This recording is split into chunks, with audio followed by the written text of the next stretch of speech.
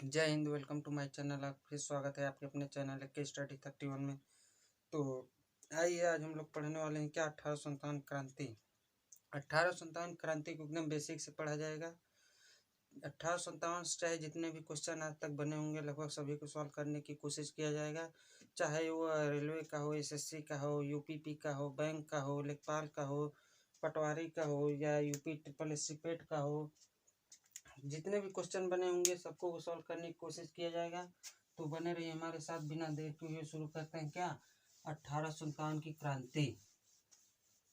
1857 की क्रांति अगर हुई होगी तो कुछ कारण रहे होंगे, तो परिणाम आए होंगे। तो परिणाम क्या आए होंगे, अच्छे आए होंगे, खराब आए होंगे, भारत जीता होगा, हारा होगा, सबको देखा जाएगा। तो बने रहिए हमारे साथ। तो शुरू करते हैं आज का सेशन क्या 1857 की क्रांति। 1857 की क्रांति। 1857 की क्रांति। 1857 की क्रांति जिस समय भारत की क्रांति हुई थी, जिस समय भारत में 1857 की क्रांति हुई थी, उस समय भारत का पीएम, भारत का वायसराय और इंग्लैंड का पीएम, क्या इंग्लैंड का पीएम प्रधानमंत्री, इंग्लैंड का पीएम, भारत का वायसराय और इंग्लैंड की महारानी। कौन? इंग्लैंड की महारानी। इंग्लैंड की महारानी कौन थी? इंग्लैंड के पीएम का बात अगर किया जाए तो जिस समय भारत में 1857 क्रांति हुई थी उस समय इंग्लैंड में प्रधानमंत्री कौन था? तो पॉम एमेस्टर्न। कौन था? पॉम एमेस्टर्न। इंग्लैंड का प्रधानमंत्री कौन था? तो पॉम एमेस्टर्न था। भारत का वायसराय की अगर बात किया जाए तो भारत में वायसराय कौन था? तो लॉर्ड कैनिंग था। कौन था? Lord Canning. भारत का वायसराय कौन था? Lord Canning. ब्रिटेन की महारानी या इंग्लैंड की महारानी कौन थी? तो महारानी विक्टोरिया। महारानी विक्टोरिया। महारानी विक्टोरिया थी। आई होप आपको ये 3 क्वेश्चन समझ में आए होंगे।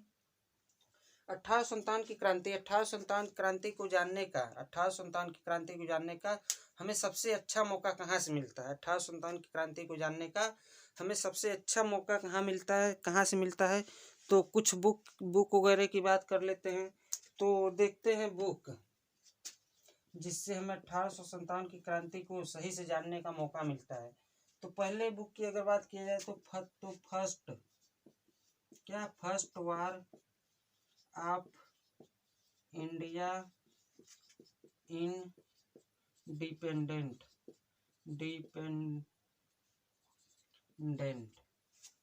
क्या डिपेंडेंट क्या हो जाएगा? Dependent. First war of India independent. तो बुक से थोड़ी कम बनेगा। अब देखते हैं इसका राइटर कौन है, मतलब इसके लेखक कौन है। तो यह किसने लिखी थी? तो यह बी.डी. सावरकर ने लिखी थी। किसने लिखी थी? बी.डी. सावरकर। बी.डी. सावरकर। इनका पूरे नाम की अगर बात किया जाए तो विनय दामोदर सावरकर का विनय दामोदर सावरकर। अगले बुक की अगर बात किया जाए तो दूसरा बुक क्या हो जाएगा? The great rebellion. ये किसकी है? तो ये अशोक मेहता की है। किसकी है? अशोक मेहता की है। अगर अगले बुक 1857 यह बुक किसकी है? तो ये एस.एन. सेन की है। एस.एन. सेन। क्वेश्चन बनता है एग्जाम में, क्वेश्चन बनता है कि 1857 की क्रांति को हमें सही से जानने का मौका कहाँ से मिलता है? तो एस.एन. सेन की 1857 की क्रांति की जो बुक है उससे हमें 1857 की क्रांति को सही से जानने का मौका मिलता है। तो क्या क्या हमने देखे? 3 क्वेश्चन वो देखे और बुक देखे। अब बात करते हैं कारण की। क्या कारण से पहले कथन को देख लेते हैं। कथन 1857 की क्रांति के बारे में किसने क्या क्या कहा था? कुछ लोग कहेंगे कि यह क्रांति था, कुछ लोग कहेंगे क्रांति नहीं था। तो देखते हैं किसने क्या क्या कहा था। कथन कथन की बात करें तो किसने कहा था कि यह एक अंग्रेजी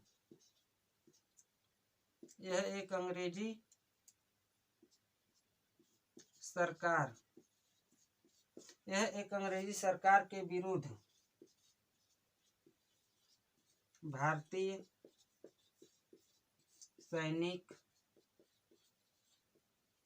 सैनिकों का विद्रोह था। किसने कहा था कि यह एक अंग्रेजी सरकार के विरुद्ध भारतीय सैनिकों का विद्रोह था? तो किसने कहा था? तो यह कहे थे सर जॉन सीले। सर जॉन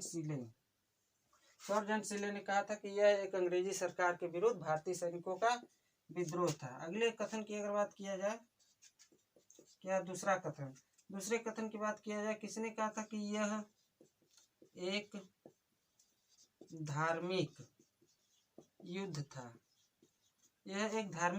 किसने कहा था कि यह एक धार्मिक युद्ध था? तो एल ई रिच ने कहा था कि यह एक धार्मिक युद्ध था। किसने कहा था कि 1857 की क्रांति, जो 1857 की क्रांति हुई थी वह क्रांति था, मतलब 1857 की क्रांति स्वतंत्रता संग्राम की क्रांति था। स्वतंत्रता संग्राम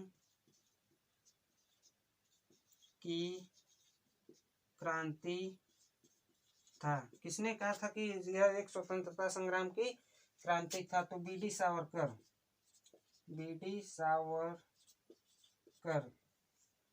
विनय दामोदर सावरकर। किसने कहा था कि यह स्वतंत्रता संग्राम की क्रांति नहीं था? क्या किसने कहा था कि यह एक स्वतंत्रता संग्राम की क्रांति नहीं था? तो किसने कहा था यह एक स्वतंत्रता संग्राम की क्रांति नहीं था? तो आरसी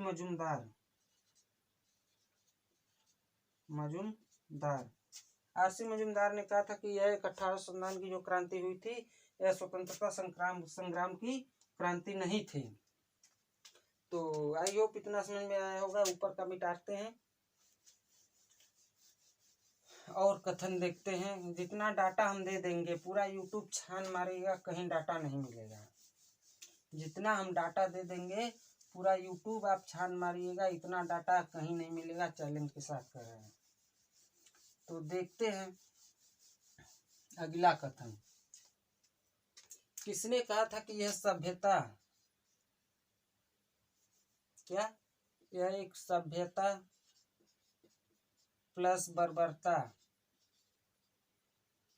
सभ्यता और बर्बरता के बीच युद्ध था? सभ्यता और बर्बरता के बीच युद्ध था। किसने कहा था कि यह एक सभ्यता और बर्बरता के बीच युद्ध था? तो टी आर होम ने कहा था कि यह एक सभ्यता और बर्बरता के बीच युद्ध था। किसने कहा था कि यह एक जातियों का युद्ध था? क्या यह एक जातियों का युद्ध था? किसने कहा था कि यह एक जातियों का युद्ध था? तो जे.जी. मेंडली, क्या जे.जी. मेंडली ने कहा था कि यह एक जातियों का युद्ध था। किसने कहा था कि यह एक राष्ट्रीय विद्रोह था? यह एक राष्ट्रीय विद्रोह था। किसने कहा था कि यह एक राष्ट्रीय विद्रोह था? तो बेंजामिन डिज़रायली। किसने कहा था कि यह एक राष्ट्रीय विद्रोह था? तो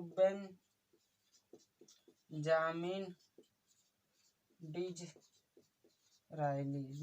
डिज़रायली ने कहा था कि यह एक राष्ट्रीय विद्रोह था। किसने कहा था कि यह एक किसने कहा था कि यह एक किसने कहा था कि यह एक सैनिकों प्लस नागरिकों सैनिकों प्लस नागरिकों के बीच युद्ध था। किसने कहा था कि यह एक सैनिकों प्लस नागरिकों के बीच युद्ध था? तो एस.बी. चौधरी। क्या? एस.बी. चौधरी। एस.बी. चौधरी ने कहा था कि यह एक सैनिकों और प्लस नागरिकों के बीच क्या था? युद्ध था। किसने कहा था? किसने कहा था कि यह एक सामंती विद्रोह था? किसने कहा था कि यह एक सामंती विद्रोह था? विद्रोह था। तो जवाहरलाल नेहरू, जे.एल. नेहरू जी ने कहा था कि यह एक सामंती विद्रोह था। किसने कहा था कि यह एक हिंदू मुस्लिम का षड्यंत्र था? किसने कहा था कि यह एक हिंदू मुस्लिम का षड्यंत्र, हिंदू मुस्लिम का षड्यंत्र था? तो ऑटम ट्रेलर।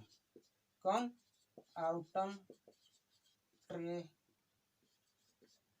ऑटम ट्रेलर ने कहा था कि यह एक हिंदू मुस्लिम के बीच क्या था? हिंदू मुस्लिम का रचा हुआ क्या था? षड्यंत्र था। कितने हुए? तो 4, 4, 8, 2, 10। किसने 1857 की क्रांति को 1857 की क्रांति को किसने अपने आंखों से देखा था और 1857 की क्रांति को रक्त का नदी कहा था? किसने 1857 की क्रांति को रक्त का नदी कहा था? क्या? रक्त का नदी। रक्त का नदी 1857 क्रांति को रक्त का नदी किसने कहा था? तो मिर्जा गालिब। किसने कहा था? मिर्जा गालिब। मिर्जा गालिब एक मात्र उर्दू कवि था। क्या? उर्दू कवि।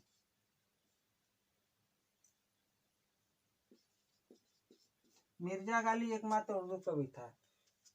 एस.बी. चौधरी और जवाहरलाल नेहरू ये दोनों कहाँ के थे? तो यह दोनों भारतीय कवि थे। क्या? भारतीय कवि थे।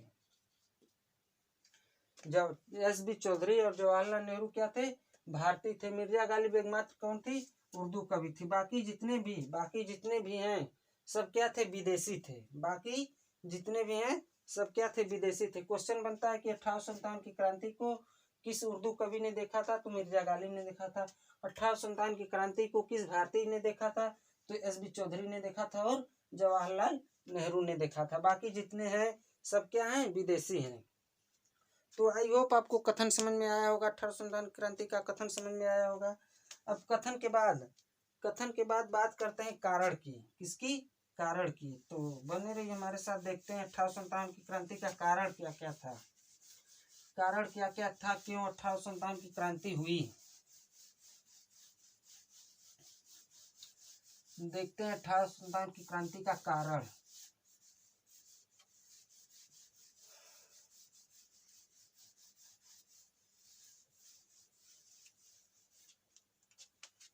क्या कारण? कारण की अगर बात किया जाए, अगर कारण का बात किया जाए तो पहला हो जाएगा आपका सामाजिक कारण। सामाजिक कारण। दूसरा हो जाएगा राजनीतिक कारण। राजनीतिक कारण। तीसरा हो जाएगा आर्थिक कारण। आर्थिक कारण। फिर हो जाएगा धार्मिक कारण। धार्मिक कारण। इसके बाद हो जाएगा सैनिक कारण। सैनिक कारण। इसके बाद हो जाएगा क्या? तत्कालिक कारण। तत्कालिक कारण। तो कितने कारण पढ़ने? 1, 2, 3, 4, 5, 6। 6 कारण पढ़ने हैं। 6 कारण पढ़ने हैं। तो देखते हैं बारी बारी सबको पढ़ने की कोशिश करते हैं। सामाजिक कारण। बात किया जाए अगर सामाजिक कारण की, किसकी? सामाजिक कारण की, तो सन 1829 में, कब? सन 1829 में राजा राम मोहन राय जी ने, सन 1829 में राजा राम मोहन राय जी ने लॉर्ड विलियम बेंटिक की सहायता से, सन 1829 में राजा राम मोहन जी ने लॉर्ड विलियम बेंटिक की सहायता से सती प्रथा, दास प्रथा, नर हत्या और क्या सती प्रथा, दास प्रथा, नर हत्या, बाल विवाह पर रोक लगाया था। कब? सन 1829 में राजा राम मोहन जी ने। कौन? राजा राम मोहन। राजा राम मोहन जी ने लॉर्ड विलियम बेंटिंक की सहायता से, किसकी सहायता से? Lord William Bentinck. Lord William Bentinck की सहायता से सती प्रथा,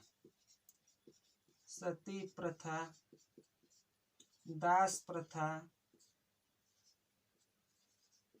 सती प्रथा, दास प्रथा, सती प्रथा, दास प्रथा, नर हत्या, क्या? सती प्रथा, दास प्रथा, नर हत्या, बाल विवाह पर रोक लगाया था। रोक। राजा राम मोहन जी ने सन 1829 में लॉर्ड विलियम बेंटिंक की सहायता से सती प्रथा, दास प्रथा, नर हत्या, बाल विवाह पर रोक लगाया था। अच्छा, ये सती प्रथा क्या होता है? पति के मरने के बाद लोग जबरदस्ती उसकी पत्नी को उसके पति के चिता के ऊपर ही क्या करते थे? जिंदा जला देते थे। तो राजा राम मोहन जी ने सोचा, अच्छा ये सती प्रथा राजा राम मोहन राय जी ने ही क्यों बंद किया? और भी तो लोग थे, और भी लोग तो बंद कर सकते थे। तो राजा राम मोहन जी, देख लेते हैं थोड़ा सा राजा राम मोहन जी के बारे में। राजा राम मोहन जी के बड़े भाई का नाम क्या? बड़े भाई, राजा राम मोहन जी राय के बड़े भाई का क्या नाम था? तो राजा राम मोहन राय के बड़े भाई का नाम क्या था?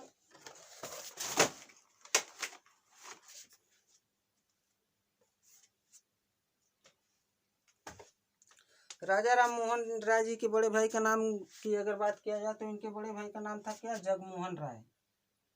क्या? जगमोहन राय। और इनके भाभी क्या नाम था? भाभी क्या नाम था? तो अलका मंजरी। आप लोग को लग रहा होगा कि ये जगमोहन राय और अलका मंजरी का क्या काम है? तो जगमोहन राय और अलका मंजरी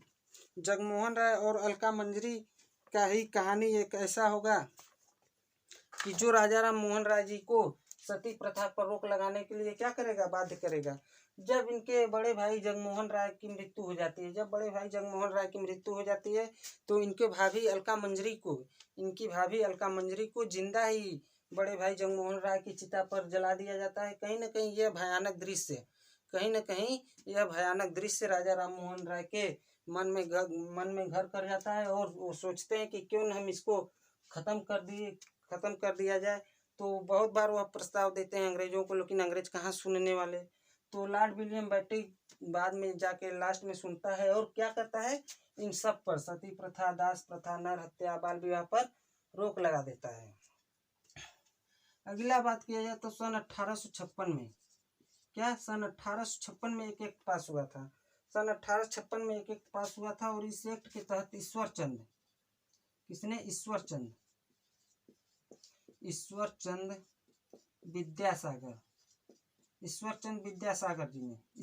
विद्यासागर ने लॉर्ड डलहौजी की सहायता से, किसकी सहायता से? लॉर्ड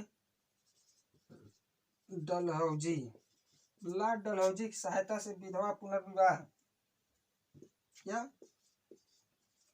विधवा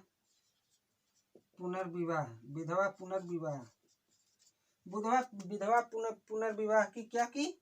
शुरुआत की। 1856 से पहले और 1829 के बीच में, 1829 के बाद तो राजा राम मोहन राय जी ने सती प्रथा पर रोक लगवा दिया था।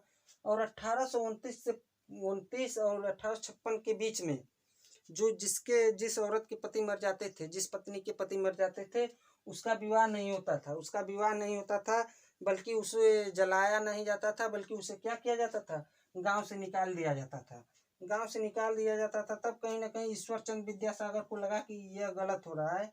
तब ईश्वरचंद विद्यासागर ने 1856 के एक में लॉर्ड डलहौजी की सहायता से विधवा पुनर्विवाह की क्या कर दी? शुरुआत करवा दी। तो आई होप आपको सामाजिक कारण समझ में। अच्छा, ये हमारे समाज के लिए क्या था? जैसे हमारा समाज पहले के लोग पहले के लोग सोचते थे, जानते थे कि नहीं, अगर पति मर जाए तो पत्नी को जलाना उचित होता है। तो लोगों ने मना किया कि नहीं, ये उचित नहीं है, ऐसा है वैसा है। हमारा समाज जानता था कि नहीं, जलाया जाए तो अच्छा है। और अदर लोग सोचते थे कि नहीं, इसको जलाया ना जाए। तो कहीं ना कहीं हमारे समाज का क्या बन रहा था, सामाजिक कारण बन रहा था। अब आई होप आपको सामाजिक कारण समझ में आया होगा। तो देखते हैं क्या राजनीतिक कारण है। राजनीतिक कारण, अंग्रेज कैसे भारत के साथ राजनीति करेंगे।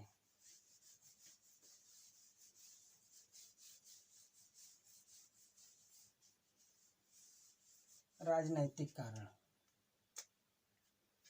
सन 1800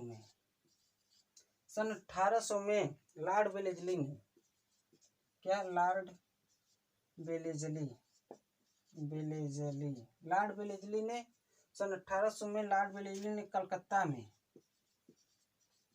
में फोर्ट विलियम बनवाया था। क्या फोर्ट विलियम की स्थापना करवाई थी। सन 1800 में कलकत्ता में लॉर्ड वेलेस्ली ने फोर्ट विलियम की स्थापना करवाई थी, और ये फिर बंद हो गया। कलकत्ता में जो फोर्ट विलियम की स्थापना करवाई थी, ये बंद हो गया। फिर दूसरी बार 1802 में, सन 1802 में दूसरी बार चालू हुआ। जब यह चालू हुआ तो लॉर्ड वेलेस्ली ने कहा, भारतीयों से लॉर्ड वेलेस्ली ने कहा कि जो भारतीय सैनिक है, क्या जो भारतीय सैनिक है वो पैसा ज्यादा लेते हैं। जो भारतीय सैनिक है वो पैसा ज्यादा लेते हैं और काम क्या करते हैं, कम करते हैं। भारतीय सैनिक पैसा ज्यादा लेते हैं और काम कम करते हैं। और जो अंग्रेजी सैनिक है वो काम ज्यादा करती है और पैसा क्या करती है, कम लेती है। काम ज्यादा करती है और पैसा कम लेती है। अंग्रेजों ने कहा, तब भारतीयों को लगा कैसे, तब भारतीयों ने कहा कि हम इसका मतलब कुछ देखना चाहते हैं। तो अंग्रेजों ने कहा कि ठीक है, हम उदाहरण देंगे तो आपको। भारतीयों से अंग्रेजों ने कहा कि हम आपको उदाहरण देंगे। तब अंग्रेजी सैनिक और भारतीय सैनिक के बीच क्या हुआ, मुकाबला हुआ। अंग्रेजी सैनिक के पास क्या थे, अच्छे अच्छे हथियार थे और भारत के पास क्या था, हथियार की कमी थी। मुकाबला हुआ, अंग्रेज जीत गए। जब अंग्रेज जीत गए तो अंग्रेजों ने कहा कि देखिए, आपके भारतीय सैनिक क्या हैं, कमजोर हैं, ऐसे हैं वैसे हैं। तब कहीं ना कहीं हमारे भारतीयों को लगा कि नहीं, अंग्रेज ठीक कर रहे हैं। भारतीयों को ये नहीं पता है कि मतलब उनके पास अच्छे अच्छे हथियार हैं, बम है, गोली बारूद है, और हमारे पास कम है। तो भारी कौन बनेगा, जिसके पास हथियार रहेगा वही भारी बनेगा। तो भारतीयों को लगा कि नहीं, अंग्रेज ठीक कर रहे हैं।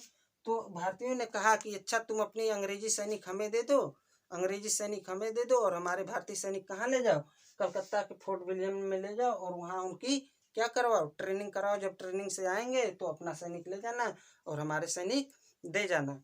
अब जब अंग्रेजी सैनिक भारतीयों के पास रहने लगी, तो अंग्रेज तो अंग्रेज होते हैं, वो करेंगे अपने ही वाली। तो समय देखते गए, धीरे धीरे क्या किए, समय देखा पैर दबाया, समय देखा हाथ दबाया, समय देखा गला दबाया, और इसी तरह क्या किए, सब क्या करते चले गए, कब्जा करते चले गए। देख रहे हैं अंग्रेज कैसे राजनीति कर रहे हैं। भारतीय सैनिक ले गए, अंग्रेजी सैनिक छोड़ गए। अंग्रेज क्या किए, धीरे धीरे कब्जा करना शुरू किए, कब्जा करते चले गए। और लास्ट में क्या करना पड़ा, लास्ट में क्या हुआ, भारतीयों को हार मानना पड़ा। सन 1800 में कलकत्ता में लॉर्ड विलियम ने फोर्ट विलियम बनवाई थी। लॉर्ड वेलेस्ली ने क्या अपनाया था, एक सहायक संधि अपनाई थी। क्या, सहायक संधि। ये सहायक संधि क्या है, इस सहायक संधि को सबसे पहले फ्रांसीसी डुप्ले ने अपनाया था। किसने अपनाया था, फ्रांसीसी डुप्ले ने अपनाया। सहायक संधि को सबसे पहले फ्रांसीसी डुप्ले ने अपनाया था, लेकिन यह सफल नहीं हुआ। सफल नहीं हुआ।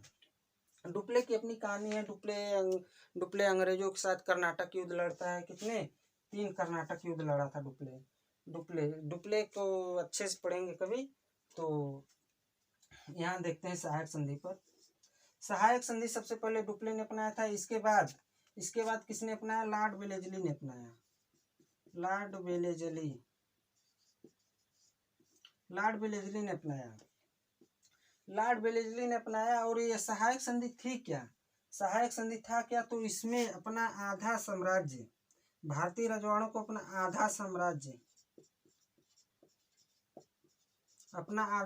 किसको देना था? तो अंग्रेजों को देना था। अपना आधा साम्राज्य किसको देना था? तो अंग्रेजों को देना। सहायक संधि को सबसे पहले किसने अपनाया था? सहायक संधि को सबसे पहले किसने अपनाया था? तो हैदराबाद के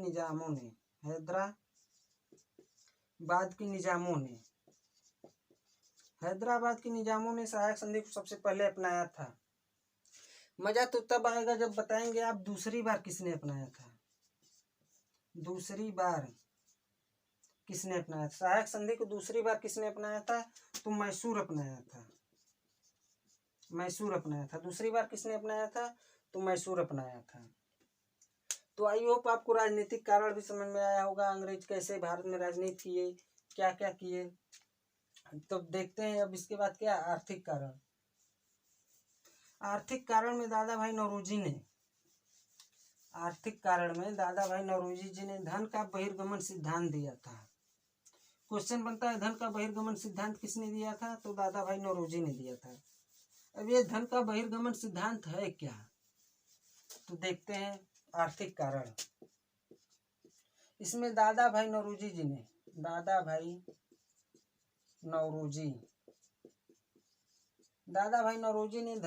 धन का बहिर्गमन सिद्धांत दिया था। क्या? धन का बहिर्गमन सिद्धांत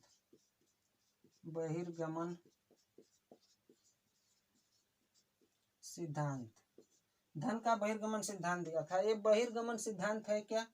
धन का बहिर्गमन सिद्धांत है क्या? दादा भाई नौरोजी जी ने बताए थे कि पहले अंग्रेज भारत आए, इधर उधर भटके, फिर भारत में थोड़ी सी जमीन लिए। क्या? फिर भारत में थोड़ी सी जमीन लिए। थोड़ी सी जमीन लेने के बाद अपना घर बनाए। घर बनाने के बाद वहाँ रहने लगे। रहते रहते फिर थोड़ा और जमीन लिए। उस पर खेती किए। खेती करने के बाद उसको बेचे। बेचने के बाद पैसा आया। जब पैसा आया तो उसी जमीन पर क्या करना शुरू किए? फैक्ट्रियाँ बनाना शुरू किए। फैक्ट्रियाँ और फैक्ट्रियाँ बनाए और धीरे धीरे उत्पादन किए और भारत का धीरे धीरे क्या किए? पैसा ले जाते रहे।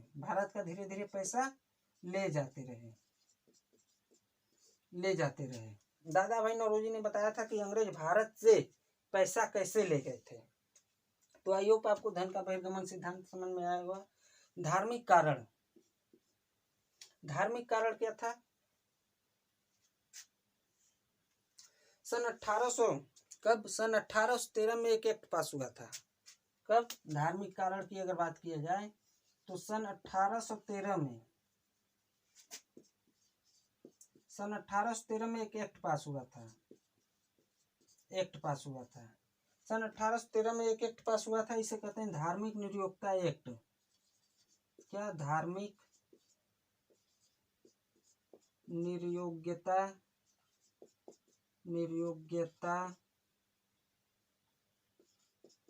एक्ट। धार्मिक निरयोक्ता एक्ट था क्या? इसमें बहुत सारे ईसाई पादरी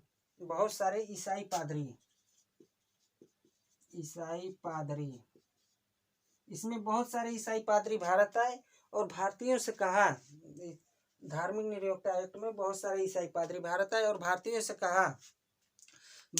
कहा कि जो भी भारतीय ईसाई धर्म नहीं अपनाएगा, ईसाई धर्म नहीं अपनाएगा, उसके पिता के मरने के बाद, जो भी भारतीय ईसाई धर्म नहीं अपनाएगा उसके पिता के मरने के बाद सारी जायदाद किसकी होगी? तो अंग्रेजों की होगी। जो भी भारतीय ईसाई धर्म नहीं अपनाएगा उसके पिता के मरने के बाद उसके पिता की सारी जायदाद किसकी हो जाएगी? अंग्रेजों को हो जाएगी। अर्थात उसके होने वाले बच्चों को नहीं मिलेगी। जो ईसाई धर्म अपना लेगा उसके पिता के मरने के बाद उसका जायदाद उसके जो उसके बच्चे रहेंगे उसको मिल जाएगा, और जो नहीं अपनाएगा उसको नहीं मिलेगा। सैनिक कारण, सैनिक कारण की बात किया जाए, सैनिक कारण की बात किया जाए तो अंग्रेजों ने कहा था, अंग्रेजों ने कहा था कि भारतीय सैनिक, जो भारतीय सैनिक हैं, भारतीय सैनिक हैं, जो भारतीय सैनिक हैं उनका वेतन अंग्रेजी सैनिक से क्या होगा, कम होगा।